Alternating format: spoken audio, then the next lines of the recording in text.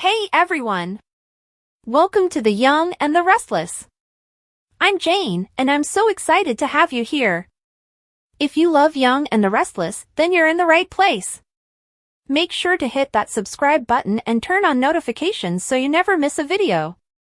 Alright, let's dive right in. Hey, I've got a story for you. It's about secrets, trust, and a whole lot of drama. I didn't expect my life to take a turn like this, but here I am. One night, I meet Ashby, this mysterious guy everyone talks about in hushed tones. Things got real complicated, real fast. Fast forward, I'm caught between a powerful deal, a confusing love triangle, and a promise I don't know if I can keep. And the worst part? I'm starting to lose track of what's real and what's just another game. This isn't just about business, it's about the choices we make and the people we trust. Stick around, because this story is just getting started, asterisk. I was always a dreamer. Ever since I was little, I had this constant sense that life could be so much more than what it seemed. I would sit in my room, staring out of my window at the stars, wondering what it would be like to escape my little world and step into something bigger. It was the kind of feeling that whispered to you during quiet moments, telling you that there was more out there, waiting for you, just beyond your reach. But at that time, I didn't know how to go about finding it. Everything changed the day I met Ashby. I remember the first time I heard his name. It was at a business conference, one of those typical corporate networking events where you try to make all the right connections, but mostly just end up pretending to care about things you don't. Kane's name floated around like a shadow in the room, talked about in hushed tones and whispered conversations. He was a man who was shrouded in mystery, known for making deals that everyone else thought were impossible. No one knew much about him personally, but they all knew that when Ashby spoke, things got done. He had that aura about him. And that's how I found myself in his orbit.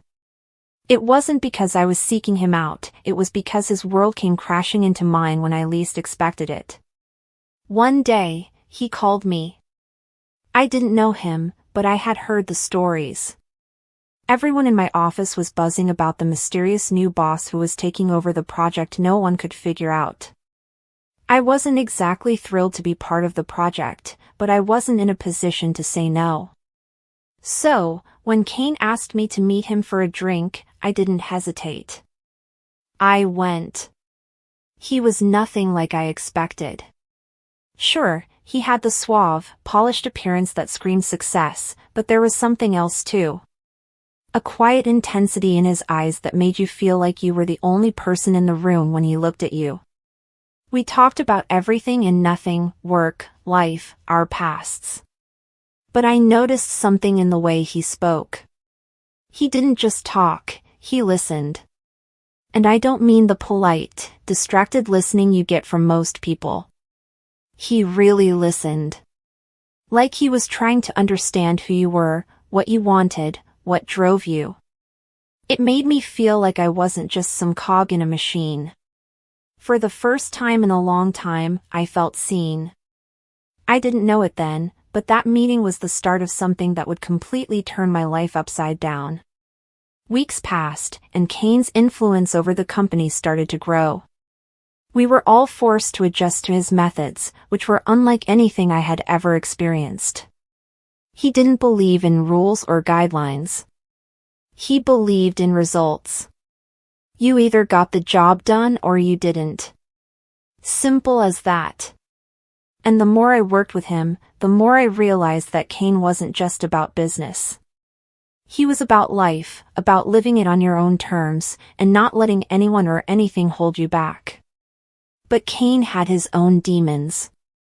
It wasn't something he spoke about openly, but I could sense it in the way he would sometimes zone out during meetings, his mind clearly somewhere else. It was as if he was constantly fighting a battle no one could see. And as much as I tried to pretend that his world didn't affect me, it did.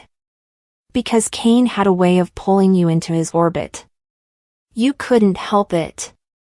Once you were in for good. Things started to get more complicated when I met Chelsea. She was everything I wasn't: polished, composed, always in control. But there was a certain vulnerability to her that made her real, human. I could see it in the way she looked at Kane. It was the kind of look that told you there was something deeper between them, something they weren't saying out loud. And I couldn't help but wonder if it was that same depth that had pulled Kane in and kept him there all this time. That night, everything changed again. I was on the train back from a meeting, just trying to clear my head. It had been one of those long, grueling days where nothing seemed to go right. The kind of day where you wonder if anything will ever change. I wasn't expecting anything when I sat down, but when I looked across the aisle, there he was. Billy Abbott. He was sitting there, waiting, like he had been there the whole time.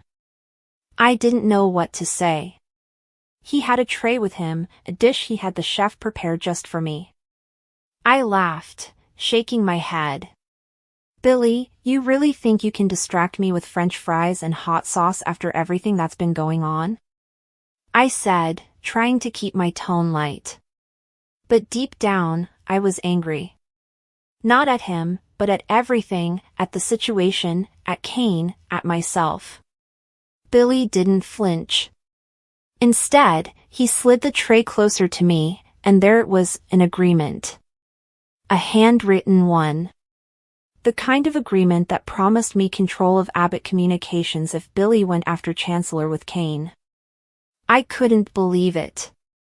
Billy, the man I had always seen as a wild card, was giving me exactly what I wanted. But the more I read, the more it became clear. This wasn't just about business. This was about trust. And I wasn't sure if I could trust him. Not with everything. Not with my heart. Still, I signed it. I had to. My future was on the line, and I wasn't about to let anything slip away. But even as I wrote my name, I couldn't shake the feeling that there was something more to this. Something darker. Billy's hand slid across the table, and I looked down at it. He looked at me with those intense eyes that seemed to see straight through me. I love you, I wrote on his hand, a gesture I had never thought I'd make. But it was real. The kiss that followed felt like the only thing keeping me tethered to reality. And then there was Kane. Always lurking in the background. Always pulling strings. Always making things more complicated than they needed to be. I don't know when I became so deeply entwined in this web of lies and secrets. But I was. And I didn't know how to escape. Later, as I sat around the dinner table with Nick Newman, Sharon, Damien, and Lily, I could feel the tension in the air. Everyone was talking about Kane's motives, trying to piece together what he was up to. But I knew something they didn't. I knew that Kane was playing a game with all of us, one that none of us were ready for. Lily, ever the optimist, tried to brush it off. The worst that could happen is Kane stealing all our companies while we're stranded here, she joked. But there was something in her eyes, something that told me she wasn't laughing at all.